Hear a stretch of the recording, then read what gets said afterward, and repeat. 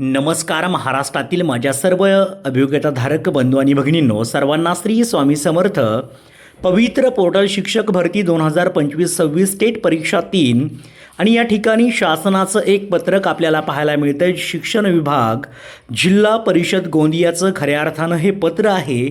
एकंदरीत एका बाजूला आपण जर पाहिलं तर टेट परीक्षा 3 पवित्र पोर्टलची अगदी आतुरतेने वाट पाहणारे महाराष्ट्रातील सर्व अभियोग्यताधारकांची इच्छा आहे की लवकरात लवकर आम्हाला आमच्या जागेवरती जायचं आहे. परंतु एका बाजूला विचार जर केला तर शासनाची अशा प्रकारची पत्र आपल्याला पाहायला मिळतात. पत्र जर समजून घेतलं तर या ठिकाणी 442 जागा या स्वयंसेवकांच्या भरल्या जाणार आहेत. याचं एकमेव कारण असं की त्या ठिकाणी या 442 जागांसाठी शिक्षकांची कमतरता जिल्हा परिषदेमध्ये आहे. पहा, ही किती शोकांतिका मानावी लागेल.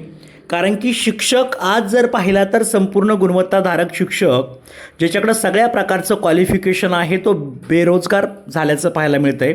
आणि दुसऱ्या बाजूला अशा पद्धतीचे शिक्षक भरले जात आहेत. याचं एकमेव कारण म्हणजेच ही शिक्षक भरती लवकरात लवकर पूर्ण झाली पाहिजे. त्या अनुषंगाने आपण विचार जर केला तर प्रति गट शिक्षणाधिकारी पंचायत समिती जिल्हा परिषद गोंदिया सर्व पंचायत समितींसाठीचं हे महत्त्वाचं पत्र आहे. शैक्षणिक कार्यासाठी जिल्हा निधीतून स्वयंसेवक नियुक्त करण्याबाबत उपरोक्त संदर्भीय विषयान्वये शैक्षणिक सत्र 2026-27 मध्ये जिल्हा परिषदेच्या बऱ्याच शाळेत शिक्षकांची रिक्त पदे असल्याने विद्यार्थ्यांचे शैक्षणिक नुकसान होऊ नये म्हणून जिल्हा निधीतून ₹50, आता इथे खरं तर लक्ष वगैरे काहीतरी असणार आहे, परंतु 50 दिलेलं आहे. 50 एवढा कमी नसणार आहे. नक्कीच लक्ष असेल, कोटी असेल, काहीतरी असेल, निधी मंजूर करण्यात आलेला आहे. त्या अनुषंगाने जिल्हा निधीतून शैक्षणिक कार्यासाठी 500 स्वयंसेवक घेण्याची मान्यता संदर्भीय सभेत मिळालेली आहे. यापैकी सद्यस्थितीत 442 स्वयंसेवकांची तात्पुरती नियुक्ती करण्याची परवानगी खालील तक्त्यानुसार देण्यात येत आहे. सोबत स्वयंसेवक नियुक्तीबाबतची नियमावली जोडण्यात आलेली आहे. सदर स्वयंसेवकांचा कालावधी जुलै 2026 म्हणजे आत्तापासून ते सप्टेंबर 2026 या 3 महिन्यासाठी राहील.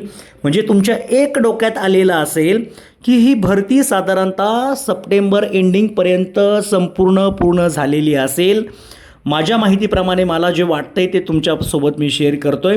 आणि 1 ऑक्टोबरपर्यंत सर्वच्या सर्व विदाऊट इंटरव्ह्यू सर्वच्या सर्व शिक्षक आपापल्या शाळेवरती गेले पाहिजेत. ते समोर ठेवून खरं तर ही टेंटेटिव्ह डेट त्यांनी दिलेली आहे 3 महिन्यांची. आपण जर पाहिलं तर या ठिकाणी वेगवेगळ्या भागांसाठी किंवा तिथले जे तालुके आहेत त्यांच्या या जागा आपल्याला पाहायला मिळत आहेत. स्वयंसेवक नियुक्ती करावयाच्या शाळांची यादी, स्वयंसेवक नियुक्तीची नियमावली सर्व या ठिकाणी दिलं आहे.